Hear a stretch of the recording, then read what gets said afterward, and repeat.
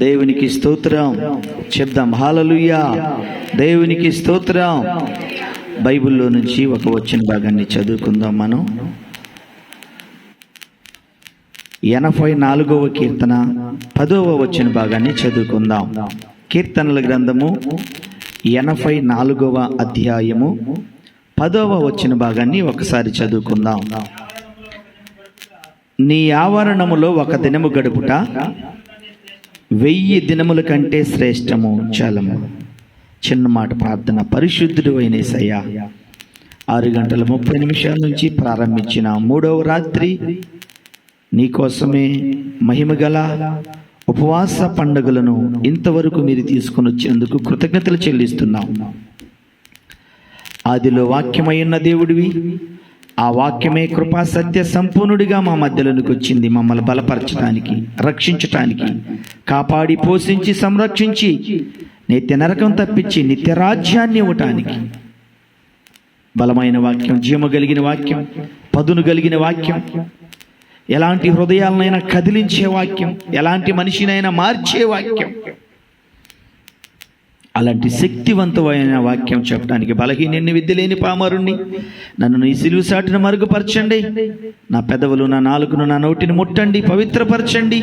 మీరు బోధకుడయుండి మాకు బోధించుమని చేరి వచ్చిన మా బిడ్డలు, మైకి శబ్దం ద్వారా ఈ మాటలు వింటున్న మా బిడ్డలు వాక్యం ద్వారా స్వస్థత పొంది, ఆదరించబడి, ఉజ్జీవింపబడి, నీతో సమాధానపడి, వాక్యానికి లోబడి, వాక్యానుసారంగా జీవించి మేము అనేక మందికి ఆశీర్వాదకరంగా, మాదిరికరంగా ఉండులాగా సహాయాన్ని చేయమని చేరి వచ్చిన మా బిడ్డలను దీవించి ముందున్న 4 రాత్రులు కూడా నీకు మహిమకరంగా జరిగించమని, ఈ ఉపవాసానంతరం సంఘములో, కుటుంబాల్లో ఒక గొప్ప ఉజ్జీవాన్ని మేము చూసేలాగా సహాయం చేయమని ముందున్న సమయాన్ని నన్ను, మమ్మల్ని నీ చేతులకు అప్పచెప్పుకుంటూ వాక్యమయ్యన్న ప్రభువును బట్టి ప్రార్థించి వాక్యాన్ని ప్రారంభిస్తున్నాము. కన్న తండ్రి, ఆమేన్.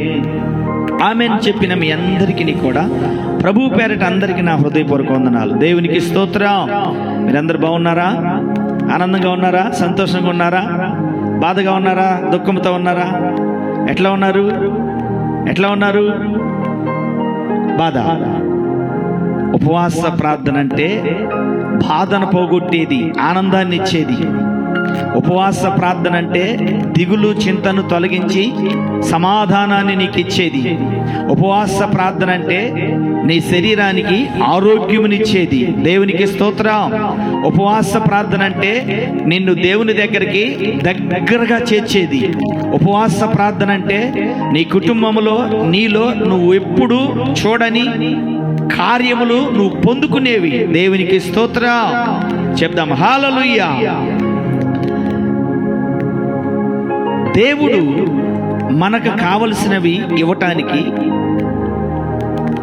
మనము అడిగినవి ఇవ్వటానికి, మనము కోరుకున్నవి ఇవ్వటానికి కొన్ని నిమిషాల్లో, గంటలో, రోజులో, వారాలో, నెలలో, సంవత్సరాలో ఆలస్యం చేస్తాం. ఎందుకు? మనల్ని బాధ పెట్టడానికా? మనల్ని వదిలేయటానికా? మనల్ని అనాథలుగా చేయటానికా? ఎందుకు మరి ఆలస్యం చేస్తాడో?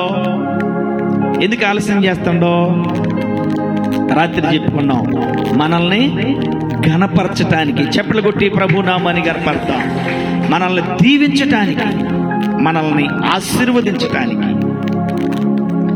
రాత్రి ఎన్ని మాటలు చెప్పుకున్నాం? మనం ఘనపరచబడాలంటే, ఆశీర్వదించబడాలంటే 5 మాటలు. మొదటి మాట ఏంది? ఉపవాసం ఉంటే ఏమైంది? మన ముఖాలు ప్రకాశిస్తాయి. 2 మనలో పిరికితనం ఉండకూడదు, ధైర్యం ఉండాలి. 3 సాతాన్ని మన ఎడంకాలి కింద చితక తొక్కాలి. ఎందుకు? మందలో బలహీనమైన వాటిని సాతాను ఏం చేస్తాడో లాగుతాడు. 4 మన ద్వారా దేవునికి మహిమ రావాలి. ఫైనల్, చివరగా 5 ఏం చెప్పుకున్నాం? 5 ఏం చెప్పుకున్నాం? 24 గంటలకి రాత్రి అన్న వాక్యం మర్చిపోయారు. ఎంత ఆత్మీయులు మీరు! ఎంత వాక్యం మీద మనసు పెట్టారు, ఎంతగా బైబిల్ని చదువుతున్నారో, ఎంతగా దేవుని మాటలో మీ హృదయంలో ఉన్నాయో. 5వ మాట ఏంటి? 5వ మాట ఎవరికి తెలియదా? 5వ మాట ఏం చెప్పుకున్నాం? అసలు 5వ మాట ఏం చెప్పుకున్నాం?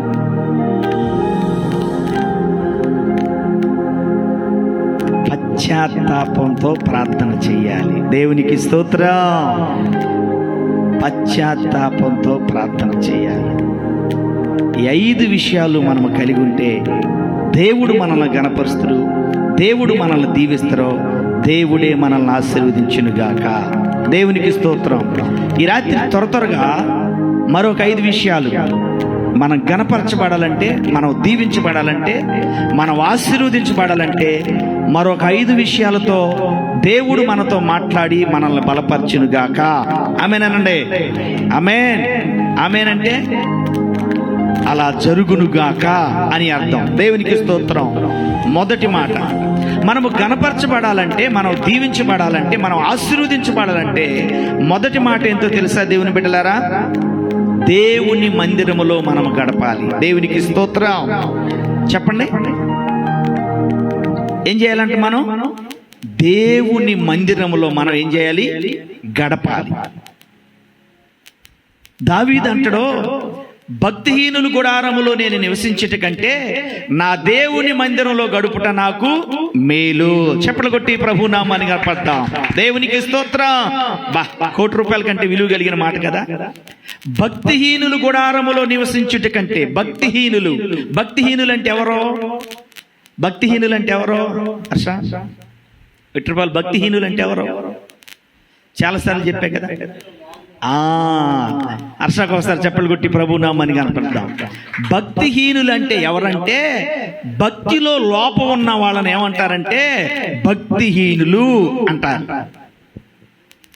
ఓకేనా? భక్తిహీనులు అంటే ఎవరు చెప్పండి? భక్తిలో లోపం ఉన్న వాళ్ళని భక్తిహీనులు అంటారు. ఇప్పుడు మనం భక్తి కలిగి భక్తి చేద్దామా? మనం చేసే భక్తిలో లోపం ఉండాలా? ఏం చేయాలి? ఎలాంటి భక్తి మనం చేయాలి? లోపము లేని భక్తి మనము చేయుదుముగాక. వెచ్చగానైనా ఉండండి, చల్లగానైనా ఉండండి, నులివెచ్చగా ఉండొద్దు. ఎంత భక్తి చేద్దాం మనం? ఎంత భక్తి చేద్దాం? గిలకల్లోతా, మోకాళ్ళలోతా, నడుముల్లోతా, పీకల్లోతా ఎంత భక్తి చేద్దాం? ఎంత భక్తి చేద్దాం? మాట రాట్లా. ఎంత భక్తి చేద్దాం? మోకాళ్ళలోతు భక్తి చేసి తాగిపోదామా? సారీ, గిలకల్లోతు భక్తి చేసి ఆగిపోదామా? సగం భక్తి చేసి ఆగిపోదాం. మోకాళ్ళలోతు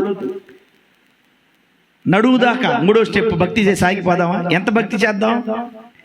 పీకల్లోకి భక్తి చేయాలి. స్టెప్ బై స్టెప్ భక్తిలో మనం ఏం చేయాలంటే ఎదగాలి. దేవునికి స్తోత్రం. మీ ఇళ్ళలో చిన్నపిల్లలు ఉన్నారనుకోండి, తల్లి పాలిస్తూ ఉండిద్ది. 6 నెలల తర్వాత టిఫిన్ పెట్టిద్ది, అల్పాహారం పెట్టిద్ది, జ్యూస్ తాపిచ్చిద్ది, ఫ్రూట్స్ పెట్టిద్ది. మరికొన్ని రోజుల తర్వాత బలమైన ఆహారం, చికెన్, మటన్. వాడు ఏం చేస్తూ ఉంటాడో ఎదుగుతా వాడికి 10 సంవత్సరాలు 15 సంవత్సరాలు వచ్చిన తర్వాత కూడా వాడు ఎదగకుండా, వాడిలో ఎదుగుదల లేకుండా మరగుజ్జిగా ఉన్నాడు అనుకోండి, తల్లి తండ్రి సంతోషపడతారా? బాధపడతారా? బాధపడతారు. దేవుడు కూడా అంతే. స్వరక్తమిచ్చి నిన్ను నన్ను కొనుక్కున్నాడో, ఆయన స్వరక్తమిచ్చి నిన్ను నన్ను కొనుక్కున్నాడో, ఎన్నుకున్నాడో, ఏర్పాటు చేసుకున్నాడో. కనుక నువ్వు చేసే భక్తిలో లోపం ఉండకూడదు. నువ్వు చేసే భక్తి స్టాండర్డ్, స్థిరత్వంగా ఉండాలి. భూమిలో పిల్లర్స్ బలంగా ఉంటే ఎన్ని షేర్లు అయినా వేసుకోవచ్చు. నువ్వు వేసే పిల్లర్స్లో బలం లేదనుకోండి, ఒక పిల్లర్కు కూడా ఆగటం కష్టమే, ఒక స్టెప్ వేయటం కూడా ఆగటం కూడా కష్టమే. కనుక మన భక్తి, దేవుడు హెస్కేల్తో చెప్తున్నారు ఎంత చేయాలంటే పీకల్లోతు భక్తి చేయాలి మనం. దేవునికి స్తోత్రం. ఇష్టపడతారా? అంత భక్తిలో ఎదగాలని ఆశ ఉందా? ఆశ ఉందా? లక్షల కోట్లు సంపాదించాలని ఆశ ఉండిద్ది, స్థలాలు గృహాలు సంపాదించాలని ఆశ ఉండిద్ది, పేరు ఘనత కీర్తి సంపాదించాలని ఆశ ఉండిద్ది, డబ్బు వెండి బంగారం కారులు సంపాదించాలని ఆశ ఉండిద్ది. ఆశ ఉండటం మనిషికి మంచిదే, మితిమీరిన ఆశ ఉండకూడదు. ఈ ఆశల కంటే ముందు నేను తల పీకల్లోతు భక్తిలోకి వెళ్ళాలి ప్రభువా అనే మాట పట్టుకొని కూడా మనం ప్రార్థన చేస్తే నీ కోరికనైనా నా కోరికనైనా దేవుడు సిద్ధించునుగాక. ఆమేన్. కనుక మొదటి మాట, నువ్వు గణపరచబడాలంటే, నువ్వు దీవించబడాలంటే, నువ్వు ఆశీర్వదించబడాలంటే నువ్వు ఎక్కడ గడపాలంట? సమయం దేవుని మందిరములో గడపాలి. దేవునికి స్తోత్రం. ఎక్కడ గడపాలి? భక్తుడు అంటారో, నా దేవుని మందిరంలో నేను ఒక్క దినము గడుపుట 1000 దినముల కంటే శ్రేష్టం. చప్పట్లు కొట్టి ప్రభునామాన్ని కనపడతాం. శ్రేష్టం అనే మాట మీరు పట్టుకోండి. వీధిలో కలిపితే శ్రేష్టం ఉండదు, భక్తిహీనుల గుడారంలో కలిపితే శ్రేష్టం ఉండదు. భూమిలో పని చేయాలి తప్పదు, చదువుకోవాలి తప్పదు, కంపెనీలో ఉండాలి తప్పదు, వాహనాలు ఉండాలి తప్పదు, అక్కడ శ్రేష్టం ఉండదు. నీ అవసరం కోసం వెళ్తున్నావు అంతే. నీ బిడ్డలు చదువుకోవాలి కనుక చదువుకుంటున్నారు, నువ్వు పోషించబడాలి కనుక దేవుడికి ఉద్యోగం ఇచ్చింది కనుక చేస్తున్నావు అంతే. కానీ శ్రేష్టం ఎక్కడో తెలుసా? నీకైనా నీ కుటుంబానికైనా దేవుని మందిరములో నువ్వు గడిపినప్పుడు. దేవునికి స్తోత్రం. దేవుని మందిరములో నువ్వు గడిపినప్పుడు దేవుడు నీకేమిస్తాడంటే శ్రేష్టమైన ఆశీర్వాదాన్ని ఇస్తున్నావు. శ్రేష్టమైన ఆశీర్వాదాన్ని ఇస్తాడు. దేవునికి స్తోత్రం. 27వ కీర్తన 4వ వచనం ఒకసారి చూడు. మందిరములు గడిపితే నీకేమొచ్చింది ఆశీర్వాదం? 27వ కీర్తన 4వ వచనం. కీర్తనల గ్రంథం 27వ అధ్యాయం 4వ వచనం.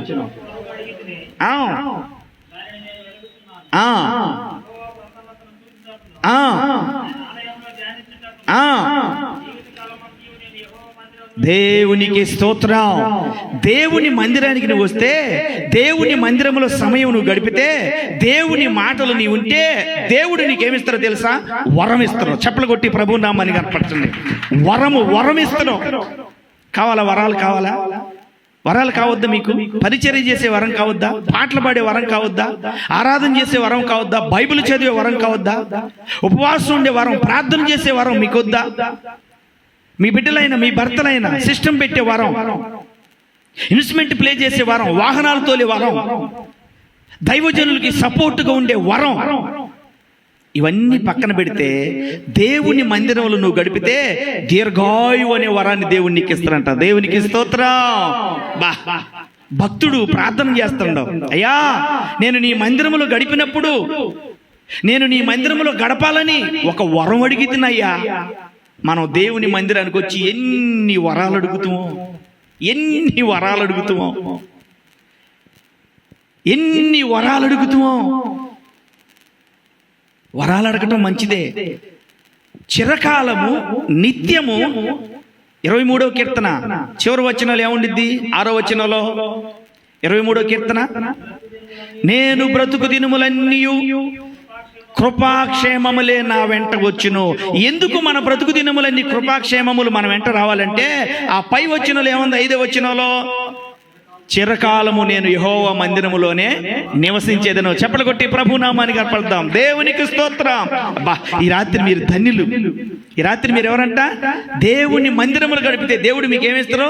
వరం ఇస్తారు. అడగండి, ప్రార్థనలో మీరు అడగండి. అయ్యా ఎందరికో ఈ ధన్యత లేదయ్యా, ఎంతమందికి ఈ భాగ్యం లేదయ్యా, నాకు నా కుటుంబానికి ఇచ్చావు ప్రభువా. నీ మందిరంలో పనిచేయటానికి అయ్యా, నా ద్వారా నీకు మహిమ రావటానికి నాకు ఒక వరాన్ని దయచే ప్రభువా. నా కుటుంబానికి ఒక వరాన్ని దయచే ప్రభువా. నేను నీ పనిలో పాలు పొందులు పొందాలయ్యా. నా భర్త నా బిడ్డలో నీ పని చేయాలయ్యా. వరాన్ని మాకు దయచే ప్రభువా. అడుగుతున్నారా? మరి మన ద్వారా దేవునికి మహిమ వస్తే, దేవుని వరాలతో మనం నింపబడితే అప్పుడు దేవుడు మనల్ని గణపరుస్తారు. దేవునికి స్తోత్రం. 84వ కీర్తన మొదట అదే చదువుకున్నాం. 1-2 వచనాలు చదువుదాం.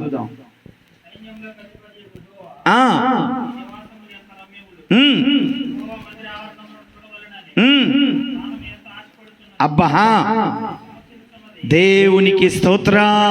హల్లెలూయా. నువ్వు మందిరంలో గడపాలంటే నీకు వరం కావాలి, నువ్వు ప్రార్థన చేయాలి. ఇది చూడండి, మందిరానికి రావాలని భక్తుని యొక్క శరీరం ఏమైపోతుందంట? సొమ్మసిల్లిపోతుందంట, అలిసిపోతుందంట. దేవునికి స్తోత్రం. మన శరీరం ఎప్పుడు అలిసిపోయింది? మన శరీరం ఎప్పుడు అలసిపోయింది చెప్పండి? ఎక్కువ దూరం ప్రయాణం చేసినప్పుడు, ఎక్కువ బరువు మోసినప్పుడు, ఇతరుల మీద ఎక్కువ తగాదాడినప్పుడు, ఎక్కువ ఎండలో పని చేసినప్పుడు, నడిచినప్పుడు, వస్తాం కదా, వర్షములో తడిచినప్పుడు, డబ్బు ఎక్కువ సంపాదించినప్పుడు, ఉదయం నుంచి సాయంత్రం 5 గంటల వరకు, మళ్ళీ 5 గంటల నుంచి మిడ్ నైట్ వరకు కష్టపడ్డప్పుడు వస్తున్నాయి కదా. కానీ భక్తుడు శరీరం దేవుని మందిరానికి వెళ్ళటానికి ఆలస్యమైనందుకు తన దేహము, తన హృదయం అంట సొమ్మసిల్లిపోతుందంట. దేవునికి స్తోత్రం. అంటే సొమ్మసిల్లిపోవటం అంటే అర్థమైంది, పాము ఒక మనిషిని పగబడితే ఏం చేసిద్ది? పాము ఒక మనిషిని పగబడితే ఏం చేసిద్ది? ఆ మనిషిని కాటేసిందాక నీరు తాగదంట, ఆహారం తిందంట. ఇప్పుడు దాని శరీరం ఏమైపోతుంది? బలహీనపడిపోతుంది. ఆ మనిషి నేను కాటేయాలి, పగ తీర్చుకోవాలి, నన్ను తొక్కిండు, నన్ను కొట్టిండు, దాని కసి చూడు, నీరు మానుకుంటుంది, ఆహారం మానుకుంటుంది. దేవుని మందిరానికి రావటానికి ఆలస్యమైనప్పుడు తన హృదయం అంట సొమ్మసిల్లిపోతుందంట. అయ్యో, ఎప్పుడు ఇంకా నేను మందిరానికి వెళ్ళాలి, లేట్ అయిపోతుంది, నాకు చాలా అడ్డంకులు ఉండిపోతున్నాయే, నాకు చాలా పనులు ఉండిపోతున్నాయే, నేను మందిరానికి వెళ్ళలేకపోతున్నానే. తన శరీరం సొమ్మసిల్లిపోతుందంట, తన శరీరం సొమ్మసిల్లిపోతా ఉందంట. అది కదా మనం చేయాల్సిన భక్తి. ఆహారం తింటే ఎక్కువ ఏమైపోయింది? శరీరం సొమ్మసిల్లిపోయిద్దా, పెరిగిద్దా, బరువెక్కింది, ఆయాసం, రొప్పు, కింద కూర్చోలేము, నడవలేము, పాడలేము. కనుక దేవుని మందిరంలో మనం గడపాలి. గడిపితే మనకేమొచ్చిందంటే దేవుడు వరం ఇస్తారు. మనము దేవుని మందిరంలో గడపకపోయినందుకు మన హృదయం ఏమండాలి? సొమ్మసిల్లిపాలి, దిగులుగా ఉండాలి, మనం దిగులుగా ఉండాలి. దేవునికి స్తోత్రం. కనుక దేవుని బిడ్డలారా, మనమందరము కూడా దేవుని మందిరములో నిత్యము గడుపుతుము గాక. ఆమేన్. కీర్తనల గ్రంథం 65వ అధ్యాయం 2వ వచనం చదువుకుందాం. కీర్తనల గ్రంథం 65వ అధ్యాయము 2వ వచన భాగం. ప్రార్థన ఆలకించువాడా, సర్వ శరీరులు నీ యొద్దకు వచ్చెదరు. దేవునికి స్తోత్రం. నువ్వు దేవుని మందిరానికి వచ్చి నువ్వేం చేయాలి తెలుసా? దేవుని మందిరానికి నువ్వు వచ్చేం తెలుసా? ప్రార్థన చేయాలి. దేవునికి స్తోత్రం. ఏం చేయాలి? దేవుని మందిరానికి వచ్చిన ప్రతి పురుషుడు, ప్రతి స్త్రీ, ప్రతి యవనస్తుడు, ప్రతి పిల్ల ఫస్ట్ మోకాళ్ళ తండేసి ప్రార్థన చేసి, కూర్చోగలిగితే సాప మీద కూర్చోలేకపోతే చైర్లు కూర్చో. క్రైస్తవులు, దేవుని పిల్లలో, యేసు రక్తంలో కడగబడిన బిడ్డలో సిగ్గుపడకూడదు, భయపడకూడదు ప్రార్థన చేయటానికి.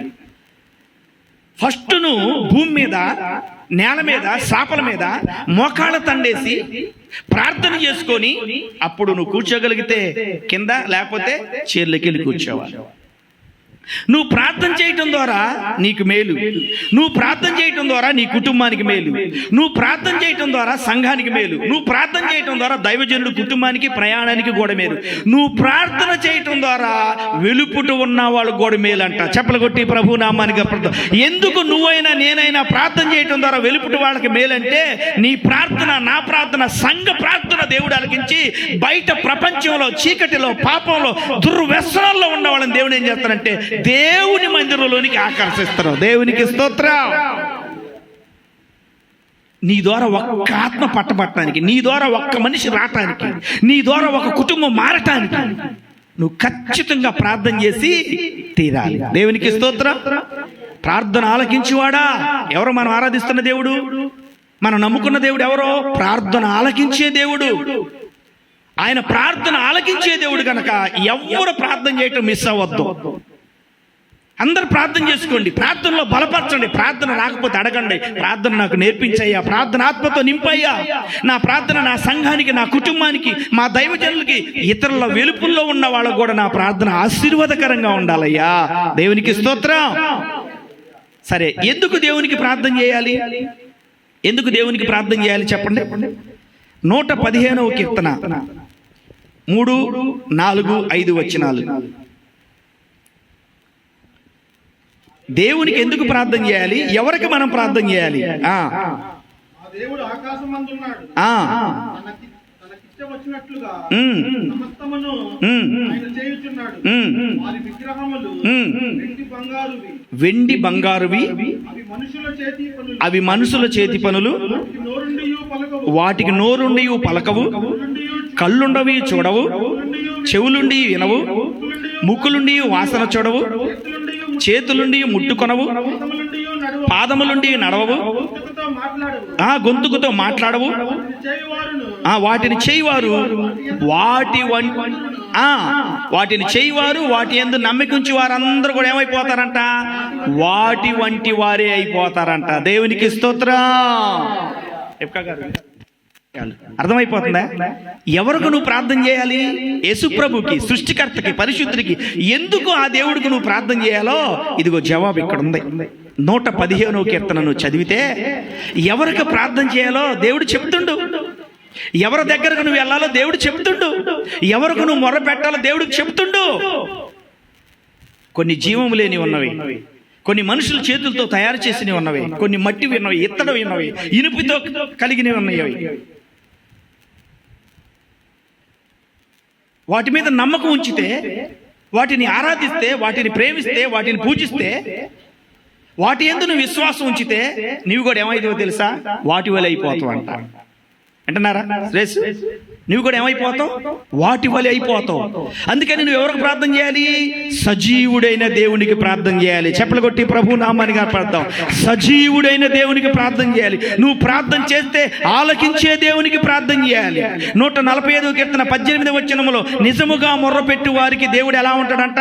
సమీపంగా ఉంటాడు. హల్లెలూయా. చూసారా? వాక్యం చూసారు ఎలా ఉందో? దేవునికి స్తోత్రం.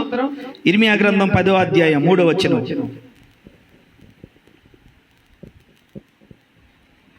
ఇర్మియా చాలు, ఒక్క మాట చాలు. ఇర్మియా గ్రంథం 10వ అధ్యాయం 3 నుంచి 5 దాకా చదవాలి. మొదటి లైన్లో ఏముందో తెలుసా? జనముల యొక్క ఆచారములు ఏంటంట? వ్యర్థము. వ్యర్థమో వ్యర్థం కాదయ్యా? జనముల ఆచారాలు వ్యర్థమో వ్యర్థము కాదా? ఆచారాలు వ్యర్థమా వ్యర్థము కాదా? మూఢనమ్మకాలు వ్యర్థమా వ్యర్థము కాదా? నేను చెప్పట్లా, బైబిల్ చెబుతుంది. వాళ్ళు చేశారు, మనం కూడా చేద్దాం. వాళ్ళు అటు వెళ్ళారు, మనం కూడా వెళదాం. వాళ్ళు అది విన్నారు, మనం కూడా విందాం. వాళ్ళు అక్కడ కూర్చున్నారు, మనం కూడా అక్కడే కూర్చుందాం. జనముల యొక్క ఆచారాలు ఏంటో తెలుసా? వ్యర్థము. జ్ఞాని అయిన సొలొమోను అంటుండో, సూర్యుడి కింద నరుడు పడుతున్న ప్రతి ప్రయాస ఏంటంట? వ్యర్థము, వ్యర్థము. దేవుడు లేకపోతే వ్యర్థం కాకేముంది? నువ్వు ఎంత సంపాదించు, ఎంత పేరు, ఎంత కీర్తి, ఎంత జ్ఞానం, దేవుడు లేడు నీలో, నీ కుటుంబంలో, వ్యర్థమైపోయింది ఏదో ఒక రోజు. జనముల యొక్క ఆచారాలన్నీ ఏమైతాయి అంట? వ్యర్థం అయిపోతాయి అంట. దేవునికి స్తోత్రం. మొదటి రాజుల గ్రంథం 18వ అధ్యాయం 36 నుంచి చదవటం ప్రారంభిద్దాం త్వరగా. నేను ఊరికి మీకు రిఫరెన్స్లు చూపించుకుంటా వెళ్ళిపోతా ఉన్నా. మొదటి రాజుల గ్రంథం 18వ అధ్యాయం 36 నుంచి చదువుదాం.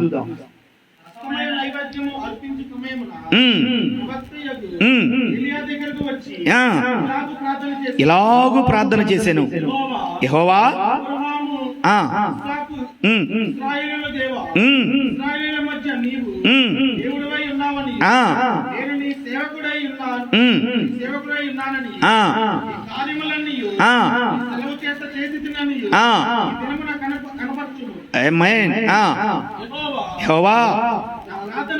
నా ప్రార్థన ఆలకించుము. యెహోవావైన నీవే దేవుడవై ఉన్నావని నీవు వారి హృదయములను నీ తట్టుకు తిప్పుతువని ఈ జనులకు తెలియజేయనట్లుగా నా ప్రార్థన అంగీకరించుము. అతడు ఇలాగూ ప్రార్థన చేయగా యెహోవా ఆకాశం నుంచి అగ్ని దిగి దహన బలి పశువును, నీటితో తడిసిపోయిన కట్టెలను ఆరిపోజేసెను. చెప్పులు కొట్టి ప్రభు నామాన్ని కనపడదాం. దేవునికి స్తోత్రం.